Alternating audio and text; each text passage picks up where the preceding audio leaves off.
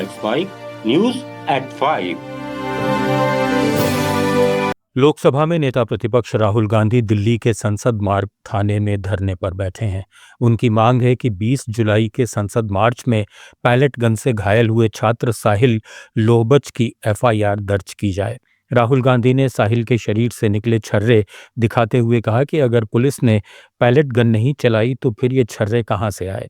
उन्होंने आरोप लगाया कि पुलिस पर एफआईआर दर्ज नहीं करने का दबाव है। उनके साथ प्रियंका गांधी वाड्रा, अधीर रंजन चौधरी, सलमान खुर्शीद और जयराम रमेश भी मौजूद हैं। वहीं दिल्ली पुलिस का कहना है कि साहिल की शिकायत क्राइम ब्रांच को भेजी जाएगी, क्योंकि 20 जुलाई की घटना से जुड़े मामलों की जांच पहले से क्राइम ब्रांच कर रही है। राहुल गांधी ने आरोप लगाया कि पुलिस को एफआईआर दर्ज नहीं करने के लिए ऊपर से निर्देश दिए गए हैं।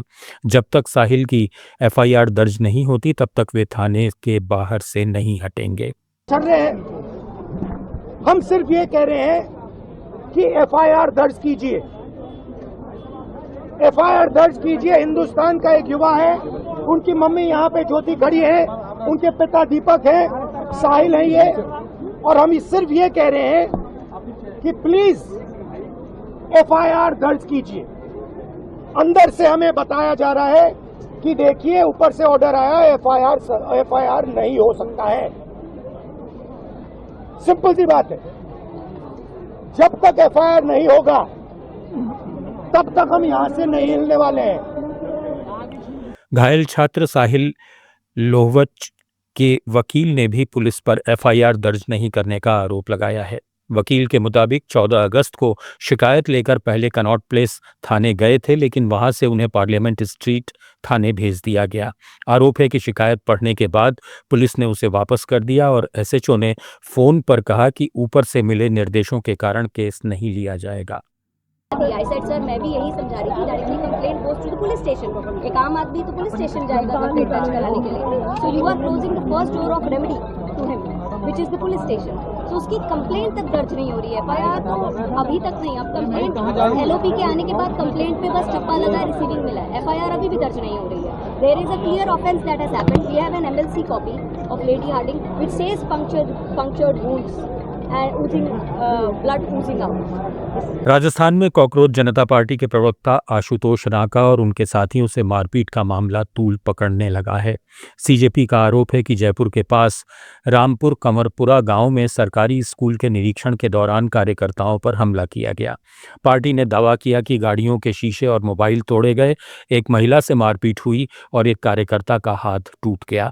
हालांकि ग्रामीणों का आरोप है कि सीजेपी कार्यकर्ताओं के पहुंचने से पहले ही गांव में बैरिकेडिंग कर दी गई थी और बाद में उन्हें इलाके से बाहर निकाल दिया गया। विवाद के बीच सीजेपी ने शिक्षा मंत्री मदन दिलावर के इस्तीफे की मांग की। आशुतोष रांका ने सरकार को 48 घंटे का अल्टीमेटम देते हुए आरोपियों की गिरफ्तारी नहीं होने पर पूरे राजस्थान में आंदोलन की चेतावनी दी है। हमारे वॉलंटियर्स के हाथ तोड़े गए हैं, पूरी तरह से सुनियोजित था, ये मदन दिलावर के कहने पर हुआ है। 48 घंटे का समय दे रहे हैं, ये सारे गुंडे अरेस्ट होने चाहिए और आप ऑर्डर विड्रॉ कीजिए, नहीं तो अब ये आंदोलन शिक्षा से बढ़कर मदन दिलावर पे जाएगा। 48 घंटे का समय है, हम तुम्हारी गुंडागर्दी से डरने वाले लोग नहीं है। शर्म आनी चाहिए तुम लोगों को। भैंसों के तबेले में स्कूल चल रहा है। 1 साल पहले भी मैं इस स्कूल जाके आया था, तब भी ये स्कूल भैंसों के तबेले में था और आज भी भैंसों के तबेले में है। हम स्कूल ठीक कराना चाह रहे हैं, लेकिन तुमने जिस तरह की गुंडागर्दी की है। शिक्षा मंत्री मदन दिलावर ने कहा कि स्कूल में जाकर व्यवधान पैदा करना उचित नहीं है और विद्यालय की निजता का उल्लंघन नहीं होना चाहिए। अगर किसी को विद्यालय में जाना है तो संस्थान प्रधान से अनुमति लेनी चाहिए। नीट पेपर लीक के खिलाफ सीजेपी के आंदोलन के बाद दिल्ली के जंतर मंतर पर आरक्षण हटाओ आंदोलन के लिए सैकड़ों लोग जुटे। प्रदर्शनकारियों ने जातिगत आरक्षण खत्म करने और यूजीसी के 2026 के समानता नियमों को वापस लेने की मांग करते हुए नारेबाजी की।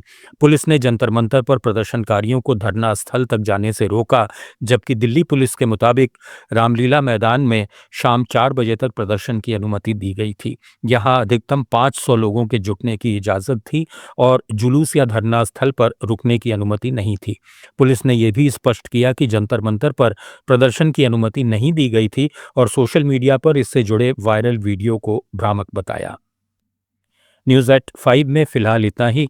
बने रहिए लेट्स माइक के साथ।